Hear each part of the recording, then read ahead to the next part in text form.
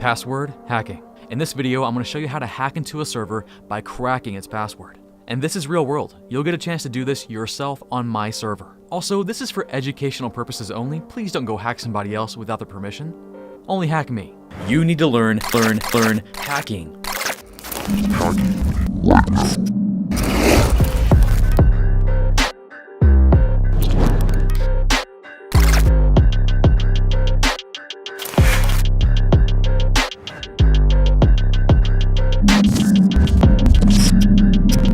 Okay, the goal here is to hack into this server, the coffee server.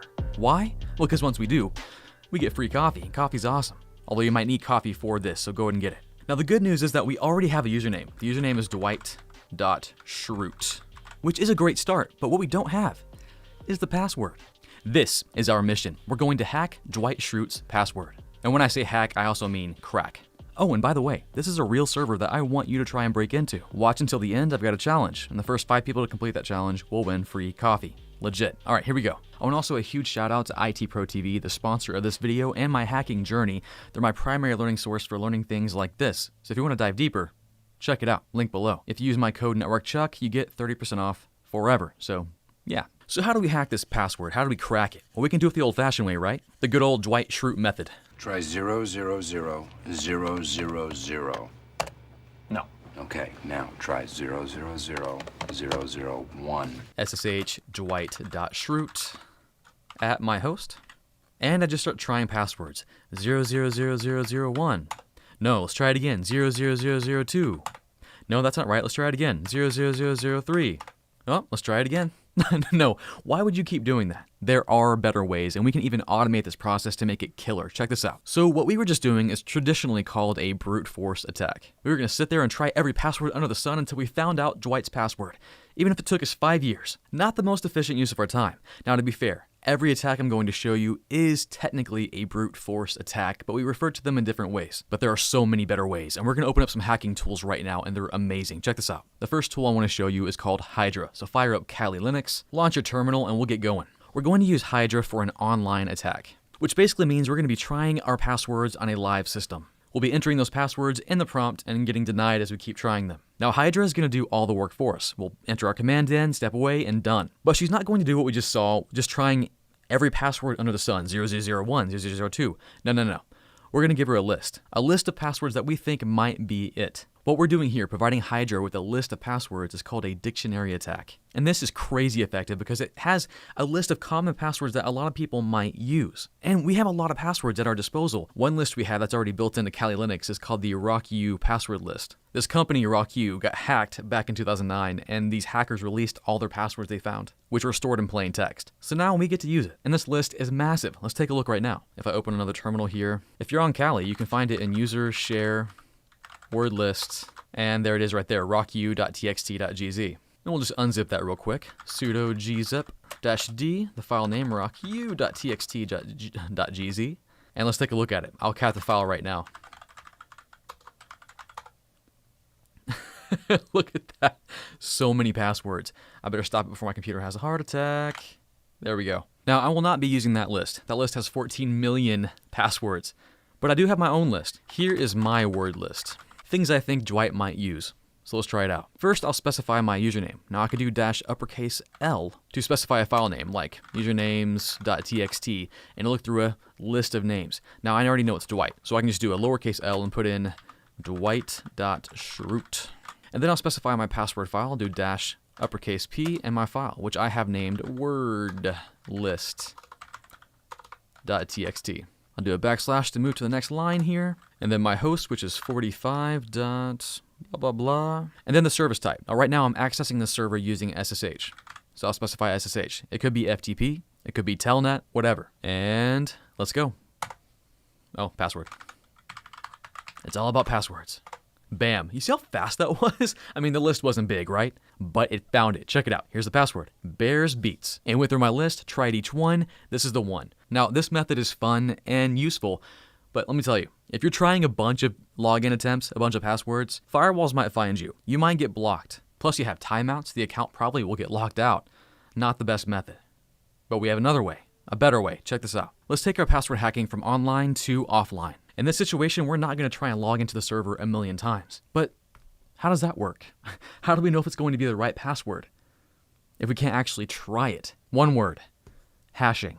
What is that? Let's talk about it. You see, when Mr. Dwight Schrute created his password, Bears Beats, the server will take this password and store it in its database so that when Dwight logs in, they can go, oh, that is Dwight's password. Come on in, Dwight. But they don't store it like this, in plain text. Like, you won't log in and see Bears Beats. It won't be there. Actually, let me show you what it looks like right now. On that server, it'll look like this. This right here is Dwight's password. This crazy mess of numbers and letters is called a hash. So when Dwight created this password, Bears Beats, the coffee server hashed it. Basically put it in his mouth, chewed it up, and blah, spit it out. Looks like this now. Now, it's a lot more complex than just chewing it up and spitting it out. Blah. For the server to turn Bears Beats into this, it uses these crazy hashing algorithms, which, without getting too in the weeds on it, is just a crazy math problem function turning it into this. You might already be familiar with some of the hashing algorithms out there. Popular ones are MD5, SHA-256, you got NTLM on Windows. And if we were to somehow hack into the server via other means and get a list of all the username and passwords that look like this, it would do us zero good, no good at all. When Dwight logs in and he puts his password in, Bears Beats, the server takes this password, chews it up, spits it out, or in this case, runs it through its MD5 algorithm. And if the hash matches the hash stored in its database, you can go in, you're good. This should be how most websites and services out there are storing your passwords. Not in plain text, like the RockU server. No, it's hashed. So if they do get hacked and hackers get that list of usernames and passwords, they don't have your password yet. Here's what we can do. We may not have Dwight's password, but if we have his hash, if we somehow got that information, we can do some offline password cracking to figure out what it is. Now again, we can't reverse engineer it, but we can brute force our way into it. We're going to do what we did before. We're going to take our word list and we're going to try and use each of these passwords. But instead of trying to log into the server, we're going to run that hashing algorithm. We're going to chew it up and spit it out. We're going to run that MD5 algorithm and see if it matches the hash we have for Dwight Schrute. So we'll take the first password, Salesman of the Year 3, run it through. It looks like this. Doesn't match. We move on. We try password 123 and we get this. Not a match. We move on. And we keep going until we find a hash that matches. And we'll try Bears Beats. And boom, this one does match. A+. Let's go. We got the password. Let's hack into the system. Let's do this right now. Okay, here in Kali, we're going to try out a tool called hashcat. For this tool, we're going to use two things. First, our word list, our list of possible passwords. And two, we'll need our file of hashes. Let's go ahead and create this real quick. Linux will store its hash passwords in the shadow file. So I'll grab that right now. And I'll just create that file, paste all that stuff in there. Save that. Now let's crack a password. The command will be sudo hashcat. Now, real quick, hashcat's pretty crazy. You can do a lot of stuff. I'm going to show you the basics real quick. First, we'll start with the method, which we'll specify with -a. Let's go to the manual page of our hashcat real quick. So we'll open up another terminal window and go to man and hashcat. A lot of stuff going on. Let me scroll through to where I'm talking about. So we used -a, and here are the options. And if I talked about every one of these options, this video would be like 4 hours long. So I'm only going to talk about option 0, the straight option, which is just going through a word list and doing what we just talked about. These other options, which I would ignore brute force, but combination, hybrid word list and mask, hybrid mask with word list, is some crazy stuff. It's not just going through a word list, but it's auto-generating these crazy password lists and these password combinations and what password characters you can use. It can be intense, and perhaps it's a video for another time. For now, we're going to talk about just a straight dictionary attack, option 0. So we'll put in 0. Now next is our hashing type. We'll put in -m to specify that. Let's go back to our man page. Here we have our hashing types, and there's a lot, a lot of hashing types. And it's going to be based on what type of password you're trying to hack. For example, if you know you're going to be hacking Cisco, look at that. You'll enter the code 5700 in that option. For a plain Jane MD5, it'll be 0. 1000 for NTLM, which if you're hacking Windows-based passwords, that's what you'll use. And for our example, we're going to be using 1800 for SHA-512 Unix passwords. So we'll put in 1800. I'm also going to throw in a -lowercase o and specify a file name, crackpasswords.txt. This is where it's going to store the information we find out. And then finally, the two files we're going to be using. The first will be our hashes, which we named hashes.txt. And then our word list we're going to use, which was wordlist.txt. And that's all we need. Hashcat's about to spit some words out. Let's do it. Here we go. And dadgum, that was fast.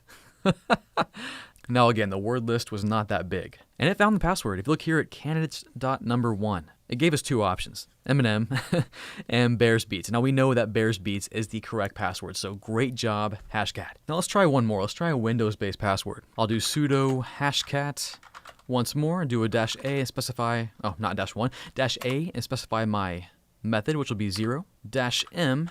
This time I'm doing NTLM for Microsoft Windows. I know this to be 1000 as the code by looking at the manual page. I'll do a -o for cracked passwords.txt where I'm going to store my stuff, and then my hash. Now I could specify a file. This time I'm going to specify the hash. Just going to copy that in there. So I'll just put that in quotes. So I got the one hash I'm looking for, and then I'll put my word list in right here. Wordlist.txt, and go. Now it's a bit wonky because it says the candidates right now are Bears Beats, which I know is not the password. But if I go to the top here, it says the session status cracked. It said it did it with this hash. Let's go look in that file we put that in. So I'll sudo cat crackpasswords.txt, and let's take a look inside there. There it is. Okay, perfect. There's the hash I used, and there's the password for my word list that we matched up. And that was indeed the password. So now, I have a challenge for you. I want you to use the skills you just learned in this video to hack or crack my server's passwords. The first 5 people to do this will win coffee. So, link below. Good luck. And if you don't win, that's fine. I'll keep this challenge up for probably a week or maybe 2 weeks. And I would love for you to let me know below what you think about it. And again, it's using the skills we just talked about here in this video. I'm gonna have you crack a password via the online method, using a word list, using Hydra, bam, bam, bam automation. And then I'm gonna have you crack an offline password using a word list, a hash, a password hash, using hashcat. Now there's a lot more to password hacking or cracking. I just scratched the surface here, but I wanted to get you started. Hashcat is a crazy program that you can use to do some, well, crazy stuff. If you have something like a beastly gaming PC like this boy behind me, with a crazy CPU and a crazy GPU, you can do some serious password cracking, going through massive word lists. I'm talking millions and millions of passwords in these lists. Well, anyways, guys, that's about it. Password hacking, password cracking, whatever you want to call it. It's a powerful tool. And again, please do not use this in any way that's illegal, which, let me be very clear, unless you have someone's explicit permission to do this, it's illegal.